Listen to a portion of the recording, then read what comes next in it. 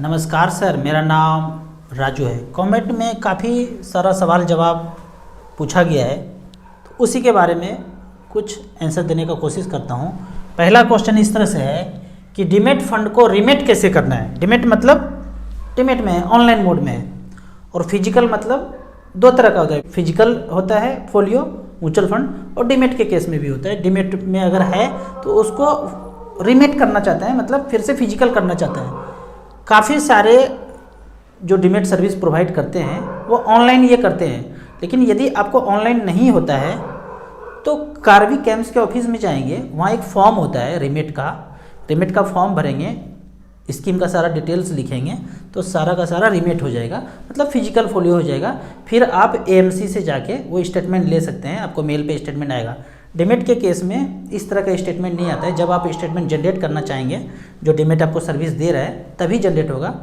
Physical के case में आप कभी भी एएमसी से जाके स्टेटमेंट ले सकते हैं। तो डीमैट से रीमेट कर सकते हैं, रीमेट से डीमैट भी इसी तरह से कर सकते हैं। तो आपको एक बार ब्रांच विजिट करना ही पड़ेगा, या तो ब्रांच विजिट करेंगे जो सर्विस आपने जहाँ से डीमैट लिया है, या फिर कार्बी कैम्प्स के ऑफिस में जाएंगे तो वहाँ भी इजीली हो जाता है। दूसरा क्वेश्चन है सर, ज्वाइंट अकाउंट पे जानकारी दें। ज्वाइंट अकाउंट अगर है, मान लीजिए मैं और मेरी वाइफ के साथ ज्वाइंट अकाउंट है, तो या तो मैं भी इंडिविजुअली म्यूचुअल फंड में इन्वेस्ट कर सकता हूँ, या चाहे तो वाइफ उस अकाउंट से भी पैसा इन्वेस्ट कर सकते हैं, या तीसरा ऑप्शन है हम दोनों ही म्यूचुअल फंड में ज्वाइंट अकाउंट बन के म्यूचुअल फंड खरीद सकते हैं। हम दोनों ही बनते हैं तो उस केस में हम अगर ऊपर जाते हैं तो वाइफ को कोई भी तामझाम करने की ज़रूरत नहीं है, वो पैसा निकाल सकते हैं। या फिर किसी को भी कुछ होता है तो दूसरा बंदा पैसा निकाल सकते हैं। क्या करना चाहिए? पहली बात तो मैं ये कहता हूँ कि डाइवर्सिफिकेशन के हिसाब से दोनों 10,000 का एसआईपी करना चाहते हैं तो 5,000 रुपया अपने नाम पे कीजिए और 5,000 रुपया उनके नाम पे कीजिए। अकाउंट एक ही है, फिर भी अलग अलग म्यूचुअल फंड दोनों के नाम पे चल सकता है। अगर ज्वाइंटली करते हैं, ज्वाइंटली के केस में कभी कभी दिक्कत ये हो जाता है कि आप कोई भी चेंज करते हैं तो दोनों को साइन करके आपको वो पैसा रिडीम होता है, मतलब एक ही आदमी साइन करेंगे। ज्वाइंटली अगर म्यूचुअल फंड खरीदते हैं, फॉर्म भरते हैं ज्वाइंटली के हिसाब से, म्यूचुअल फंड का जब फॉर्म देखेंगे ना तो उसमें 3 ऑप्शन है, first holder, second holder, third holder. मतलब अकेले आप चाहे तो म्यूचुअल फंड का अकाउंट खोल सकते हैं, 2 भाई के साथ मिलकर खोल सकते हैं, हस्बैंड वाइफ के साथ ओपन कर सकते हैं, और तीसरा मतलब 3 भाई हैं, तीनों ज्वाइंटली म्यूचुअल फंड में इन्वेस्ट करना चाहते हैं। मान लेते हैं कि पापा ने 1 करोड़ रुपया दिया और सब बच्चों के नाम पे बोला कि ज्वाइंटली आप अकाउंट खोल लो, तो सबका एज 18 से ऊपर अगर है, राम, श्याम, मोहन, तीनों के नाम पे ज्वाइंटली 1 करोड़ रुपया इन्वेस्ट हो गया। अब बाद में कहते हैं जब देखा जाएगा बाद में निकालेंगे, तो तीनों को जाना पड़ेगा। कोई भी चेंज करना है, ईमेल आईडी चेंज करना है, नॉमिनी चेंज करना है, कुछ भी करना है, तो आप तीनों को जाना पड़ेगा, तीनों को साइन करना पड़ेगा। तो ज्वाइंट अकाउंट के लिए ऐसे ही है। अगर आपके पास ज्वाइंट अकाउंट है और हस्बैंड वाइफ दोनों ही इन्वेस्ट करना चाहते हैं तो एक ही अकाउंट से दोनों इन्वेस्ट कर सकते हैं। पैन कार्ड अलग होना चाहिए, एड्रेस प्रूफ अलग होना चाहिए। अगला क्वेश्चन है, ऐप में पैसा निकालते समय ईमेल पे ओटीपी नहीं आता है, 20 साल के बाद ईमेल चेंज हो जाता है, मोबाइल चेंज होता है, तो क्या करना पड़ेगा? भाई सब कुछ ऑनलाइन तो नहीं कर सकते हैं, खाना भी ऑनलाइन खा लिया, पैसा भी ट्रांसफ़र ऑनलाइन कर दिया, मज़े भी ऑनलाइन ले लिए, सब कुछ ऑनलाइन करना है। Email ID, mobile number change हो गया है तो ऑफिस जाना पड़ेगा, फॉर्म भर के देना पड़ेगा, उसके बाद ईमेल आईडी चेंज हो जाएगा। बहुत सारे केस में यदि आपका मोबाइल नंबर रजिस्टर्ड है तो ईमेल आईडी चेंज हो जाएगा, ओटीपी आपके मोबाइल पे आएगा। या मोबाइल नंबर चेंज करना है तो ईमेल आईडी रजिस्टर्ड होना चाहिए, तो ओटीपी किस पे आएगा? जो जिंदा है उस पर ओटीपी आ जाएगा। या तो ईमेल आईडी जिंदा होना चाहिए या मोबाइल जिंदा होना चाहिए, दोनों में से कोई एक चेंज करना है तो दूसरे जगह पे ओटीपी जाके वेरीफाई हो जाएगा। दोनों ही खत्म हो गया तो ब्रांच जाइए, ऑफिस में जाइए, वहाँ email ID, mobile number update कीजिए। इतना सा करना पड़ेगा। नहीं जानना चाहते हैं तो जिस एडवाइजर से म्यूचुअल फंड लिया था उसका मदद लीजिए। अगला क्वेश्चन है, अगर एएमसी को कुछ हो गया तो क्या करना पड़ेगा? अगर एएमसी को मान लेते हैं कि सहारा म्यूचुअल फंड को कुछ हुआ तो वहाँ दे दिया कि अप्रैल 2020 के पहले पैसा निकालना है। इसी तरह आपने कोई एएमसी में पैसा लगाया है और ऐसा बवंडर न्यूज आ गया कि एएमसी में बवंडर हो गया, तो पहले ही न्यूज आ जाएगा। तो आंख खोल करके रहना है, न्यूज़ देखना है कि आपने जहाँ पैसा लगाया है उस म्यूचुअल फंड में कुछ भयंकर तो नहीं हो गया।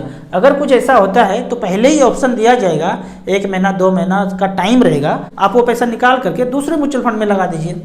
अब बात है कि 18 लाख रुपया हमारे पास है और बैंक में काफ़ी दिनों से रखा हुआ है, तो आप सजेस्ट कीजिए क्या करना चाहिए।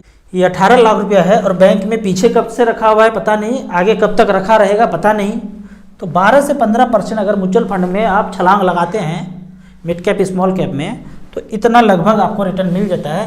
क्या हो सकता है तो यहाँ पहले देखते हैं। एक फंड में यहाँ पे लिखता हूँ SBI large and mid cap 2005 से लेकर 2022 तक, अगर बैंक अकाउंट में इतना पैसा पड़ा होगा उस समय से 2005 से, तो इस फंड ने SBI के फंड ने, मान लो कि SBI में ही आपका अकाउंट था, तो SBI से चेक काट करके बगल के काउंटर में SBI large and mid cap में डाल देते, तो पैसे का वैल्यू होता इकाई, दहाई, सैकड़ा, हज़ार, 10,000, लाख, 10 लाख, करोड़, 3 करोड़ 11 लाख, 17% का रिटर्न दिया है। यहाँ पे जो ताम झाम चार्जेज है, फंड मैनेजमेंट चार्ज, एडवाइजर को जो मिलता है, ब्रोकर को मिलता है, कॉल सेंटर, जो भी खर्चा है वो सब खर्चा 2%, पौने 2% एक्सपेंस रेशियो काट के ही आपको दिखाया जा रहा है। इस पैसे से अब कोई चार्ज नहीं कटेगा।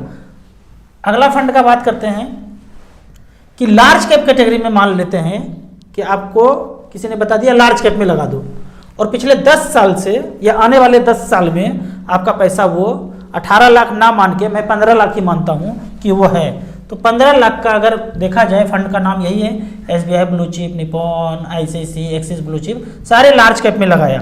तो एवरेज का अगर बात किया जाए, एवरेज उस 15 लाख का वैल्यू पिछले 10 साल में कैटेगरी एवरेज सब में 1-1 लाख लगा दिया तो 51 लाख रुपया बना है, 12.99, लगभग 13% का रिटर्न इस फंड ने लार्ज कैप कैटेगरी ने जनरेट करके दिया है। 15 लाख का वैल्यू है पिछले 10 साल में। अब मिड कैप का बात करते हैं। मिड कैप का लास्ट 10 ईयर्स में 15 लाख वन टाइम जमा कर दिया, और सारे मिड कैप है अब Kotak emerging, HDFC mid cap, SBI mid cap, UTI mid cap, इस तरह से सारे मिड कैप में है। अब मिड कैप का अगर लास्ट 10 ईयर्स का देखते हैं, कैटेगरी एवरेज 76 लाख रुपए बनाया है, 17.56% का रिटर्न है। तो लार्ज कैप देख लिया, मिड कैप देख लिया। अब स्मॉल कैप का बात करते हैं। अगर स्मॉल कैप कैटेगरी में 10 साल पहले से 15 लाख रुपए इन्वेस्ट करके छोड़ दिया तो सारे अब स्मॉल कैप कैटेगरी हैं। अब इसमें कैटेगरी एवरेज देखते हैं।